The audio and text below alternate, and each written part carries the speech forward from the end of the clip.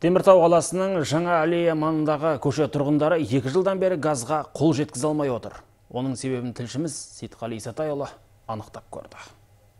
Надеялись на газ, а газ-то так и не дали. А сколько денег мы отдали за этот газ? Вот скажите все, считай, по миллиону заплатили. И что теперь вот? А и еще уголь на 160 тысяч мы вот отдали, чтобы это, как ее, ушли деньги. Газ құбыры Құрышты шаһарға 2022 жыл тартылған, ал 23 жылы кейбір тұрғындар үйлеріне желілерді іске қосып үлгерді. Ол үшін 500 мыңнан 1 миллион теңгеге дейін ақша төлеген. Осындай азаматтардың бірі Виктор Берецкий. Зейнеткер үйіне көгілдір отын тарту үшін несие алған. 70 жастағы тұрғын өз ойын былайша жеткізді. Пенсию 100 тысяч получаю, но...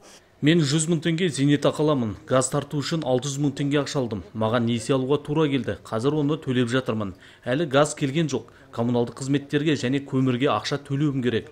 Бұл жалғыз мен емес, сонымен бірге осындай жағдайда бәріміз өмір сүріп жатырмыз. Қала әкімдігі құрғақ сөзбен шығарып салады.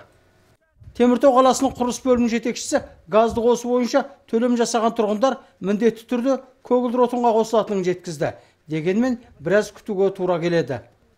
Объект должен был завершиться. Нысан 2022 жылы аяқталуы керек еді, бірақ мердігер ұйым келісімшарттың мерзімін кешіктірді. Онда көрсетілген міндеттемелерді орындамады. Сондықтан өткен 2023 жылы бізде ұзақ уақыт бойы сот процестері жүрді. Бүгінгі таңда құрылыс және монтаждау жұмыстары 100% аяқталды.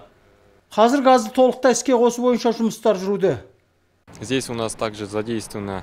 Мұнда бізде Қазтрансгаз аймақ мекемесі қызмет беруші ретінде іске кірісті. Олардың тарапынан құрылыс кезінде жіберілген кемшіліктер бар. Күн жылына салысымен оны жоюға кіріседі. Осыдан кейін бұл нысан пайдалануға беріледі. Егер уақыт жайлы айтсақ, келесі жылыту маусымында іске қосылады. Сол кезде тұрғындар көгілдір отынмен толықтай қамтамасыз етіледі.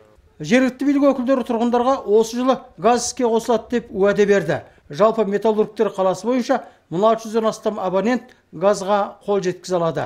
Сейтқали Әшім, Арғын Әбдікәрімов, Білдірген Асығат, Сарыарқа телеарнасы.